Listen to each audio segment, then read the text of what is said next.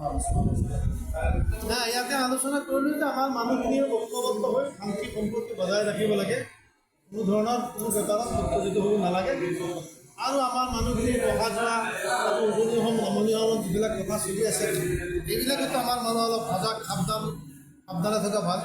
আৰু আমাৰ মানুহ কোনো অৱস্থাতেই যাতে উত্তেজিত বহমূৰ্তি নহয়, এইকাৰণে আমি এই মিটিংখন মাতি বিভিন্ন অঞ্চলৰ পৰা অলপ মানুহ মাতি আনি তেখেতসকলক এটা দায়িত্ব দিলোঁ যে প্ৰত্যেকৰ এলেকাত আপোনালোকে সৰুৰ পৰা মিটিং কৰি মানুহখিনি বুজাই দিয়ক যে কোনো ধৰণৰ উত্তেজিত ভাষণ উত্তেজিত বক্তব্য কোনো কমিউনিটিৰ বিৰুদ্ধে আমাৰ বিৰুদ্ধে যদি কোনোবাই কয় আমি যাতে কাৰো বিৰুদ্ধে কথা নকওঁ, সেইকাৰণে এই মিটিংখনৰ মূল উদ্দেশ্য হ'ল এইটো।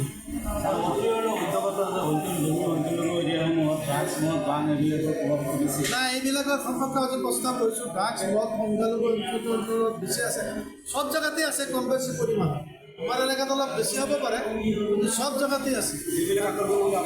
মানে সেইবিলাক প্ৰচেষ্টা আৰম্ভ কৰিছোঁ আজি, আৰু সেইকাৰণে এটা সৰু কমিটি আজি ইয়াত গঠন কৰা হৈছে।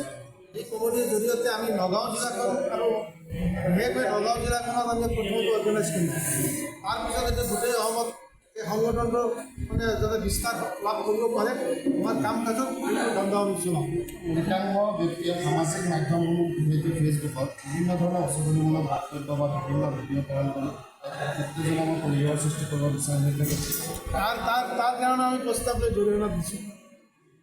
উত্তেজনামূলক বক্তব্য তাৰ কাৰণে আমি জৰিমনা দিছোঁ। মুখ্যমন্ত্ৰীগৰাকীও না মুখ্যমন্ত্ৰী যিবিলাক বক্তব্য কৰি আছে সেইবিলাক তাৰ পলিটিকেল লাভৰ কাৰণে কৰিছে। 2026 চনত কেনেকৈ আকৌ গভৰ্ণমেণ্ট কৰিব পাৰে তাৰ কাৰণে ধান্দা কৰি আছে। গতিকে মুখ্যমন্ত্ৰীৰ বক্তব্যটো অসমীয়া মানুহ মানে হেৰি উত্তেজিত হোৱা নাই। সঁচা কথা, যিটো স্বাধীনতাৰ পিছত ভাৰতবৰ্ষত নাই পৃথিৱীত কোনো ষ্টেটৰ কোনো ৰাজ্যৰ মুখ্যমন্ত্ৰীয়ে এনেকুৱা বক্তব্যটো বিধানসভাত দেখা নাই। কিন্তু আমাৰ দুৰ্ভাগ্য, আমাৰ মুখ্যমন্ত্ৰী ৰাখি আছে। সেই সম্পৰ্কেও আমি হাউচত আলোচনা কৰিছোঁ আৰু তেখেতৰ বক্তব্যক আমি মানে হেৰি তীব্ৰ নিন্দাও জনাইছোঁ।